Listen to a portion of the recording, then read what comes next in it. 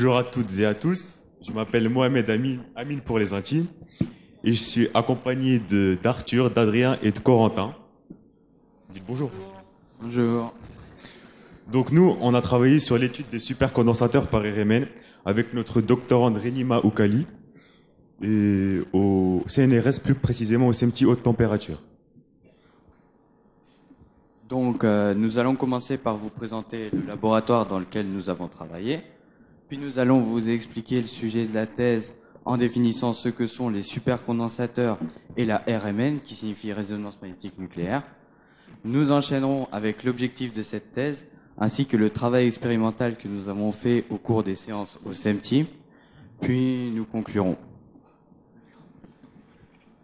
Donc, nous avons travaillé au SEMTI, le laboratoire des conditions extrêmes, haute température et irradiation, qui est basé au CNRS, au site à la source. Au SEMTI, il y a deux types de plateformes différentes. Il y a les plateformes haute température et irradiation. On utilise entre autres la RMN et l'infrarouge. Donc, par exemple, il y a 6 spectromètres au SEMTI HT.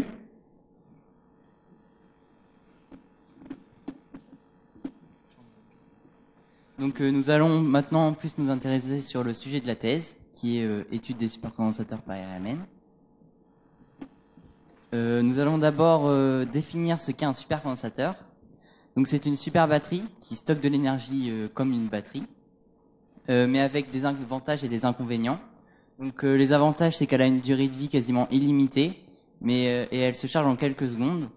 Mais le problème, c'est que elle a une densité elle a une densité qui est très faible, donc c'est pas encore super.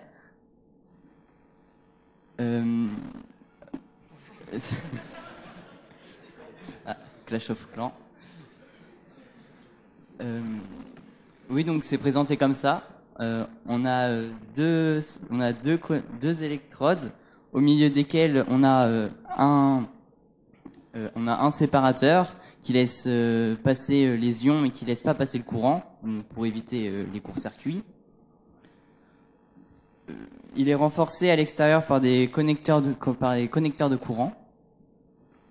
Et ce qui contient les ions, en fait, c'est l'électrolyte. Donc, quand on va lui appliquer une charge, voilà,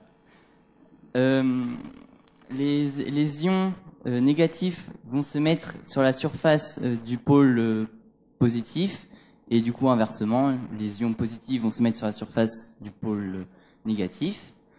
La surface, en fait, c'est notre électrode. Oui, c'est notre électrode, et en fait, elle a une porosité, ce qui laisse entrer les ions, et c'est ce qui va faire le courant.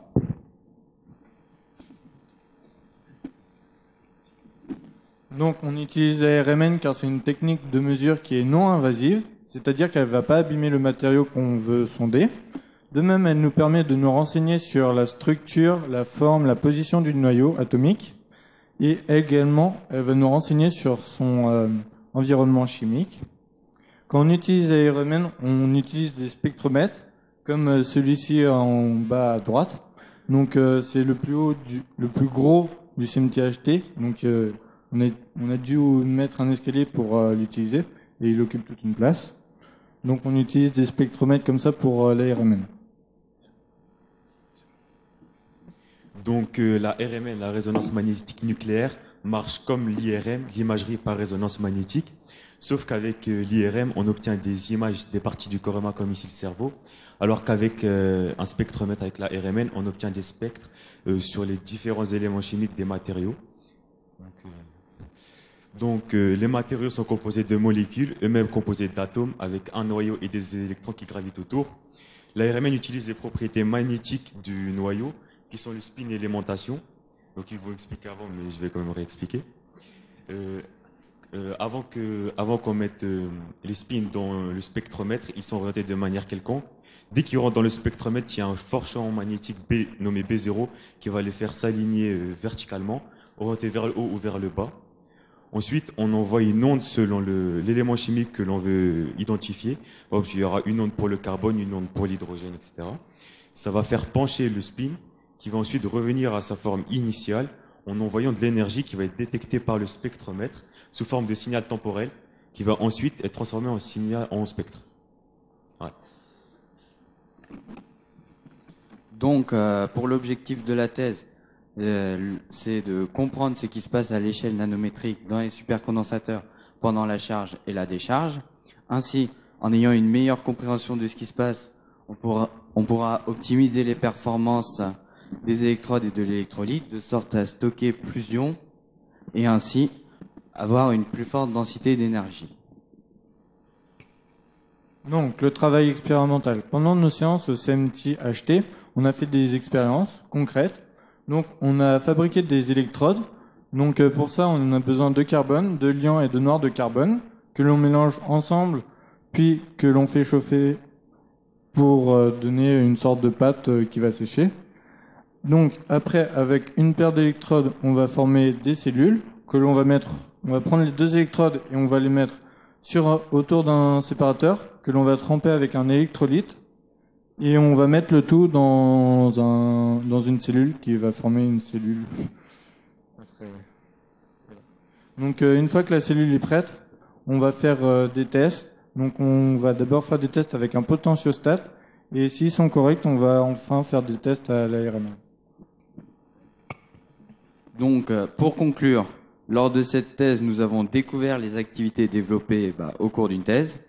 Nous avons aussi fait un suivi du travail de la thèse en laboratoire.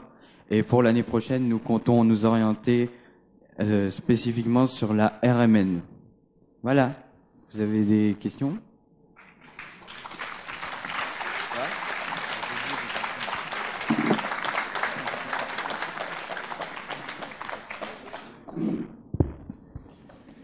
Il y a des questions dans la salle ?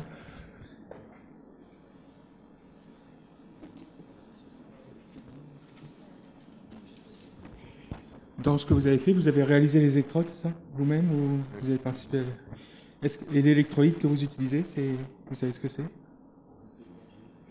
C'est un liquide qui va permettre de mieux faire circuler la charge électrique dans les électrodes.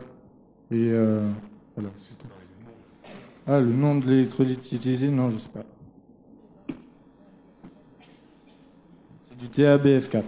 TABF4. Et votre travail, en fait, ça porte sur l'électrode plus que sur l'électrolyte, sur sa structure et la qualité du contact avec l'électrolyte pour faire passer les électrons, c'est ça ? Pour stocker plus d'électrons. C'est surtout pour étudier le changement des ions dans les électrodes avec le séparateur. Ok. C'est bon ?